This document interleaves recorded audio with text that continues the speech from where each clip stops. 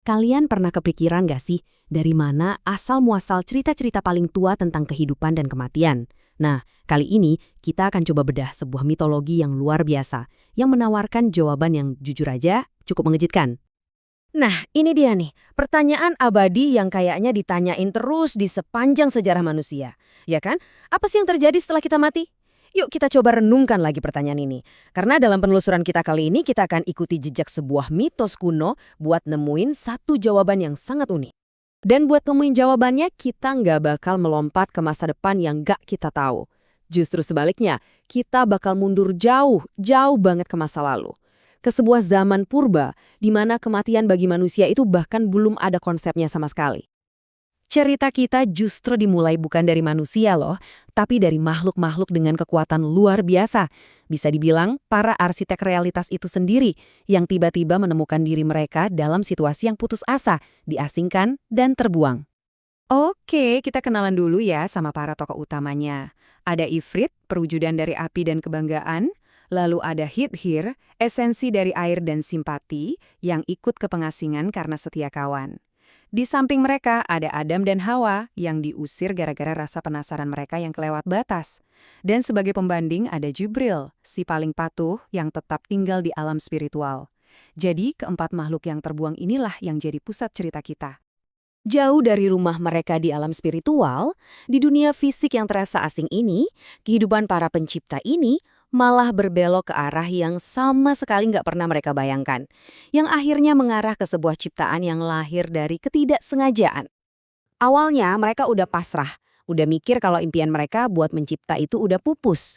Tapi kemudian, sesuatu yang mustahil terjadi. Kehidupan justru muncul, bukan dari eksperimen gagal mereka, tapi dari dalam diri mereka sendiri. Sebuah keajaiban yang benar-benar nggak disangka-sangka. Kalau dilihat pertama kali, emang kayak langit dan bumi. Di satu sisi, ada para pencipta dengan kekuatan kosmik. Di sisi lain, ada manusia, ciptaan mereka yang, ya ampun, lemah dan terbatas banget.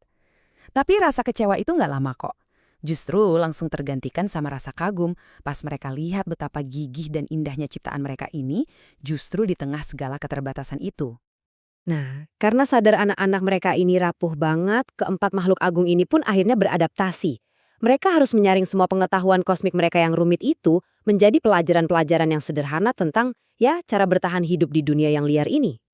Masing-masing pencipta ini ngasih hadiah yang unik, sebuah filosofi bertahan hidup yang sesuai sama sifat dasar mereka.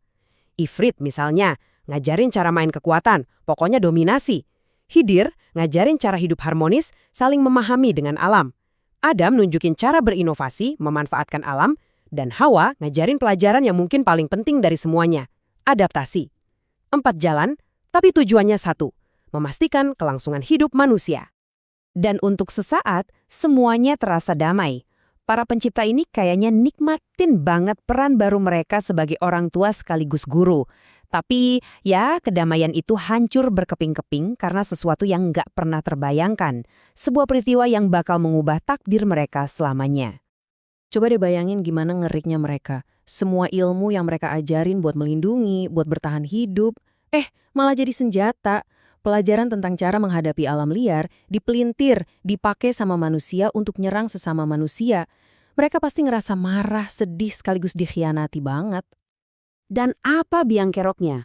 Sesuatu yang buat para makhluk purba ini benar-benar asing, sampai mereka sendiri susah buat paham. Rasa cemburu dan iri hati. Untuk pertama kalinya, mereka melihat sisi gelap di dalam ciptaan mereka sendiri. Sebuah kejahatan yang nggak pernah mereka duga ada.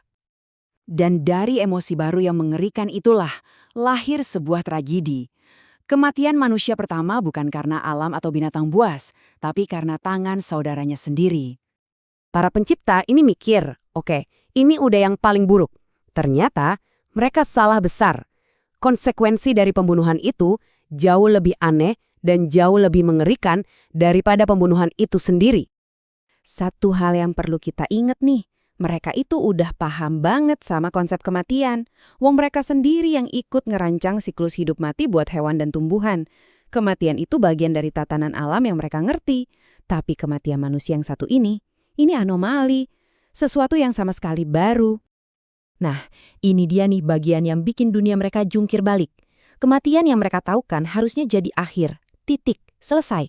Tapi kematian manusia pertama ini yang lahir dari perbuatan gak wajar ternyata ninggalin sesuatu. Semacam sisa, sebuah entitas kayak hantu yang ada tapi juga nggak ada di dunia fisik. Sesuatu yang seharusnya nggak pernah ada. Dan di saat itulah mereka akhirnya sadar. Mereka kira diasingkan ke dunia fisik itu udah hukuman paling berat.